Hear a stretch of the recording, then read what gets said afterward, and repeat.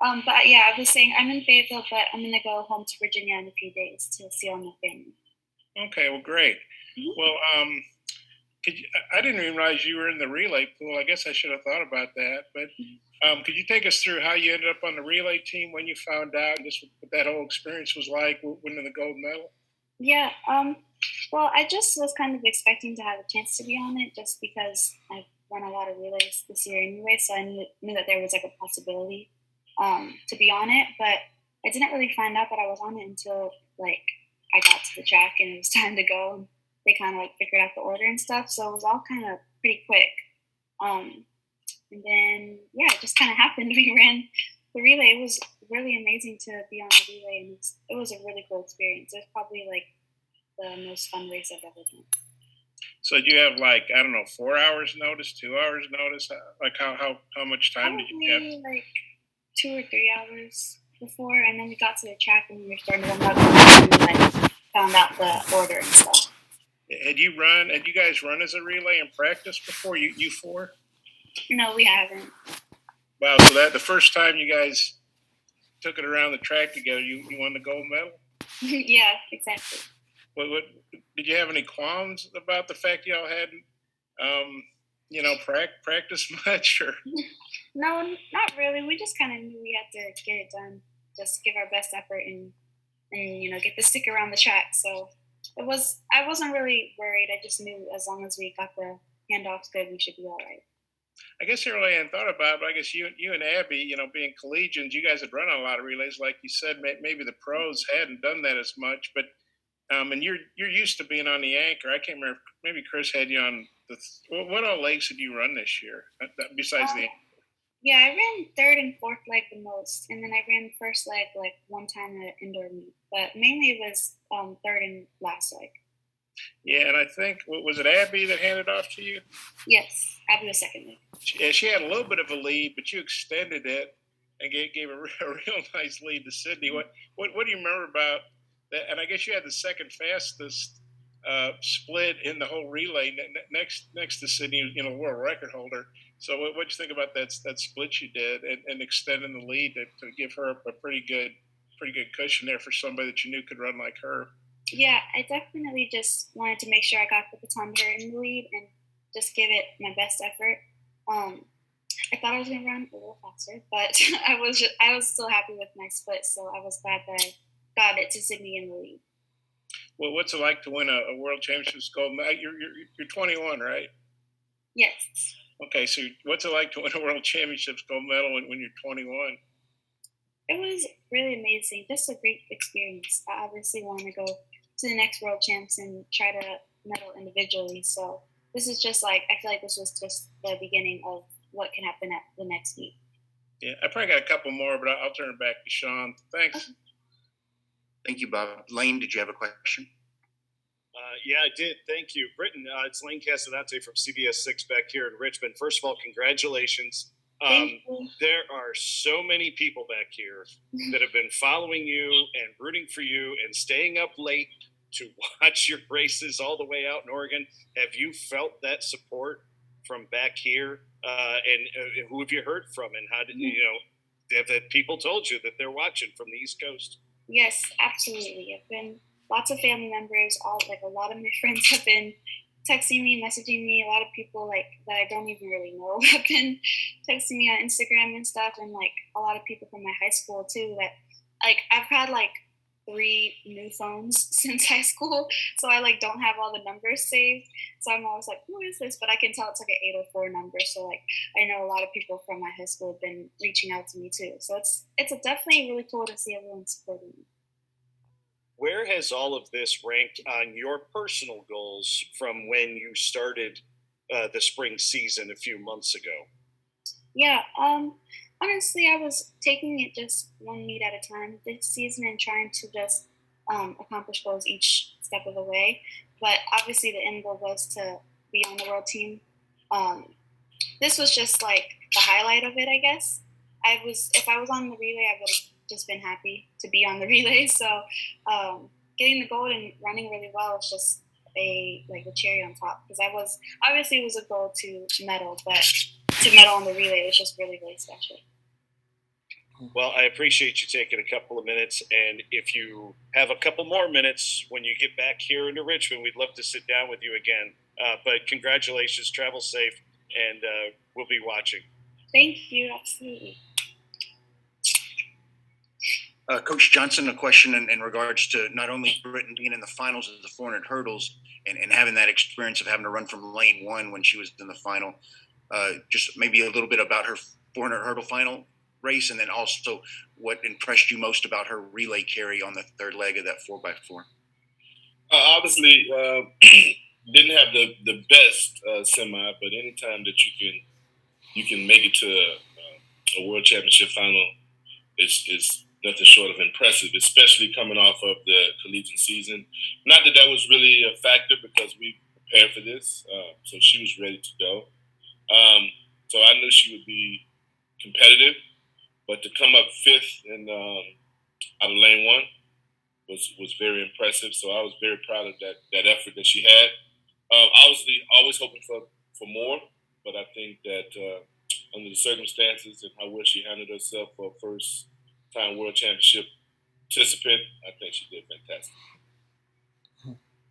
And then in terms of the relay, obviously we've seen what she's been able to do, even as far back as the SEC meet when she split 48-60. But for her to get that recognition on the world stage and even have on the clip that the world feed had, they showed how many meters she was advancing past the people that were behind her. It went from like 3 meters to 10 over a course of her leg. But just thoughts on how impressive she was with her relay carry. Well, I thought her relay carry was very impressive, and I told her that before she went out that she was ready to go and she had worked hard to get to this point. So just go out there and give it your best effort, and I think she did that fantastically.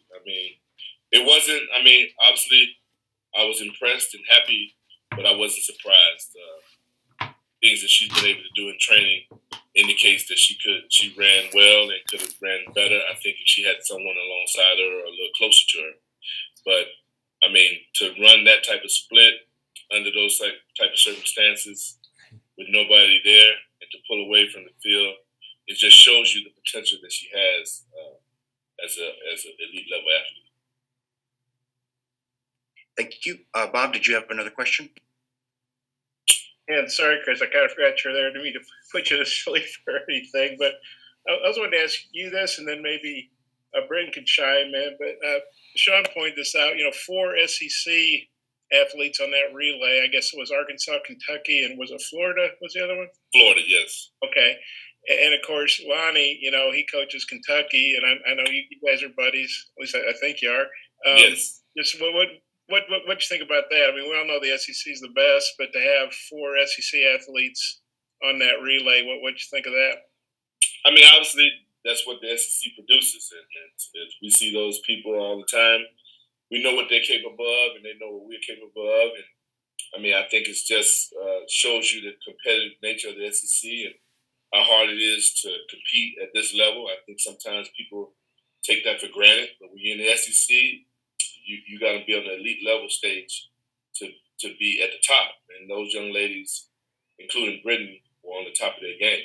You look at basically everyone on that relay was an NC2A champion in their respective events, national champion, NCAA record holders, so forth and so on. So that's what the SEC produces, and that's what we try to produce each and every year. And Britton is one of those athletes. And Britton, what did you think about that? Because you and Abby, I guess you guys, she's more of a 200, and you're obviously a 400 hurdles. But what you think about being on a team with SEC people? And I don't even know if you know, Lonnie Green was the assistant here, and Chris replaced him, so there's kind of a symmetry there. I just wonder what you think about kind of being part of all that. Yeah, it was really, really cool. We had realized it after we were in the media with them. We were like, oh my gosh, we're all SEC. So it was cool when we realized, because it just kind of shows how much the SEC is such a big part of track and field, and how really the best athletes go to the SEC to compete against other of the best athletes in the SEC. So it really just kind of makes that, it shows how big the SEC is to all of us. And then I don't know. Maybe you've had a lot of times when collegiate athletes have big seasons, they think about turning pro or they get offers. Have some companies been contacting you, or are you pretty planning on coming back and competing collegiately again next year? Kind of what are your thoughts on that? Yeah, I don't really know anything about that yet, so I have to discuss with my coach and all that. So we'll see in the next few weeks, I guess. And I guess the U.S. had 33 gold medals. I think I read that right. And you guys were the last event, so I assume you guys got the last gold medal. What would you think about being part of a big gold medal haul like that for the U.S.? Oh, it was really exciting. We got to all stand and celebrate as the whole team, and they did a confetti and everything. So it was a big celebration. It was really cool to see how many medals we got all together as a team. And out there in Eugene, were you out there in Eugene the whole time from nationals on? I mean, NCAAs, or did you come back a little bit, or? No, I came back. Sorry, okay. I didn't know. Okay, yeah, so I came back for a week, 2 weeks, I think, and then we went back. Yeah. And then so you go to Eugene, you win the NCAA title, then you finish second in USA's, then you finish fifth in the Worlds and get a gold medal on a relay. I mean, just how good is that to do that on that track? And I know last year at the trials, things didn't go as you'd hoped. How good is it a year later? And can you believe how well things went a year later at the same place from kind of a disappointing finish to the previous year, I guess? Yeah, it's really cool. It's kind of a full circle moment to just have been able to do it this time, and also that's on the same track. That's really cool to think about too. I feel like I've run it on Eugene's track so many times that it's really familiar to me now. So I really like running on that track. So that's pretty cool to have experienced such a big meet on the track that I've been on already a few times. But yeah, it definitely is a full circle moment to have been able to compete at the U.S. trials and get second, and obviously with the world team. So it felt really accomplishing for me to do that this year. A year ago at the trials, I guess when you didn't get out of the heats, I mean, could you imagine putting together a year like this? I mean, a year later doing all the stuff you've done? No. I just obviously went into each day and each practice this year to giving my best and just staying hopeful and faithful that all my hard work would, pay off this year. So I was definitely just trying to give my best effort at every meet, at every practice. I wasn't expecting for such a successful outcome. So I'm very, very happy with how my season's gone. Yeah, did you run at that Woo Pig Classic in December? What was your first meet this year for Arkansas? I think it was early December, but I can't remember what the name of the meet was. Okay, it was December 3rd. Chris, yeah, it was did she run in that December 3rd meet? Yes, she did run that meet. I couldn't tell you what she ran. It's been so long. I ran the 600.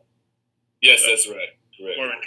But yeah, so and Aiden obviously went through this too. But so that's over 7 months of college, indoor, outdoor, SECs, NCAAs, World Championships, USA's, all that. I mean, a lot of big meets, Texas relays, Penn relays. What do you? I mean, that's a long season. That's almost 8 months. I mean, the pros don't do that really. What did you think about what you were able to do consistently over such a long period of time? I mean, that's over 200 days if you add them all up. Yeah, I mean, it's really just all I know. Just collegiate track and training all the time. It's all I know, and it's pretty much just how I do it. So I wasn't really going into each meet thinking it's been so long. I've been competing for so long. I was just ready for the next meet. So I think I haven't really sat back and thought about it until I was done, until after the relay. But during the competition and everything, can you hear that? Yeah, I don't know what's going on. Okay.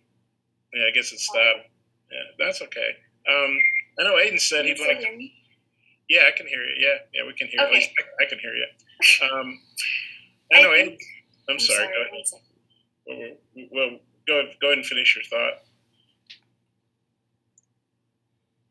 Okay, now we can hear you. Okay, can you say something?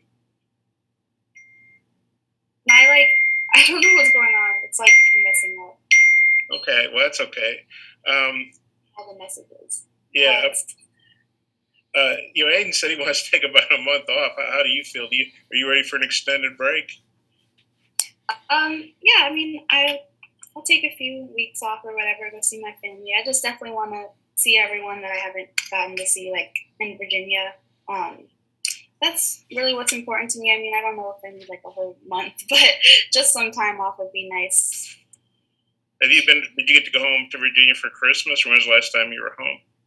I went home for Christmas. I think it was like 5 days, maybe. It was a pretty short break, but I definitely got to see my immediate family and spend time with them. But this time around, when I go home, I want to be able to see, like, my aunts, my uncles, grandma, everyone. So I'm definitely excited to see everybody. Are you looking forward to showing off the gold medal? Oh, absolutely. I know everyone's going to ask to see it, so I'm going to be wearing it loud and proud. And Chris, you obviously wasn't a recruiter if you didn't think she was going to be pretty good. We know she was great in high school, but what did you think about the season she put together for you guys? The season, I think it was phenomenal. I mean, obviously, when you have a transfer coming in, the talent is there, but you kind of don't know what to expect based off of the previous institution results. But the talent was there. I think that she had a hard reset and put in the work and did a great job at executing what we've been working on in practice. And the results are the results. So, I mean, obviously we know that she was talented. I knew she was talented, but I think I was surprised with how well she transitioned and got into the program and really worked at it. So, the beginning, about the middle of indoors, you kind of see that she was taking off and she just kept getting better and better and better. And there's nothing that I really threw at her that she kind of squawked about. So I think a lot of people think about just the performance that she does, which is phenomenal. But I think even more than that, her work ethic and her determination and putting herself in a position to get to this point and making decisions that are hard to get to the point that she's at now is a testament to who she is and what she's about. So we can't be more proud of it, but the season was nothing short of phenomenal, in my opinion. And I think that there's much more there in the tank. Yeah, I was going to ask you, what do you think her future holds? I mean, I don't want to put any undue pressure on Britton, but obviously the expectations are high. I mean, we want to continue to get better and better, and we don't want to put a cap on what she's capable of doing. I just think that you guys need to keep a close eye on watching her and watching her development, because there's some special things to come. And then, you had some post-collegians, athletes that you coach, Cindy and Shamir, and maybe, they both got top 5 in their events. Just what you think about what the Arkansas crew did? Of course, 2 vaulters got in the top 4, and Ryan won the gold. And I'm probably forgetting. So, a long jumper got top 10. One of the guys Travis brought in, and just what you think about how the Arkansas contingent did out there overall? Well, I mean, obviously Arkansas is a mainstay in track and field, and I think we've done what we always done, be exceptional in terms of the caliber athletes that we recruit and the ones that go out there and compete, obviously with an Arkansas background. So I think it was phenomenal. We always want more, but we got to be appreciative of making a world championship final, being in the top 10 at world championships, winning a gold medal, so forth and so on. It's fantastic. I mean, that's what you line up and compete for, and to reach that pinnacle is fantastic. So we're happy about it. The expectations are always high, but for them to go out and live out their dreams and get to that point, I mean, we can't do anything but be ecstatic about it. Are you getting ready to take a little vacation, or what are you up to now? Oh, no, I still got some training to do with the people who are still competing, and then I'd like to take a little vacation, but we'll see. My wife's gonna kill me if we don't. But we're gonna try to get away a little bit, but gotta tie up some loose ends and get the athletes that are still competing ready to go for their next competition. Okay, well, I think I'm good. Thanks. Thank you, guys. Thank you. Coach Johnson, one question on it was one thing to see Shamir and Britton race in the final at USA Championships and earn the spot on the team. What was it like to see them not only in the final, but the semifinal as well to make that final? What was your reaction and thought process to see them in the world final in Eugene? Well, I always hate when the athletes that I coach are in the same heat in terms of the semifinal, because you're trying to watch both of them and be critical and critique them. So thank God for playback, so you can come back and look and kind of see where you can make some adjustments. But in the time, it was a stressful moment because obviously you want both of them to do well, and getting those automatic cues is a big thing.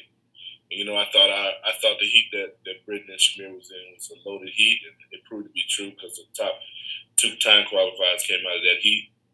But I think Britton and obviously and Shamir handled themselves well. They warmed up together. They worked hard together. They're very positive with each other, but still yet competitive. So, sometimes that gets to be a little bit hard to manage sometimes because they're competing in the same event and they could get a little chippy every now and then. But those two really work well together in terms of training, in terms of competing, and in terms of supporting each other. So it made it a little easier for the coach.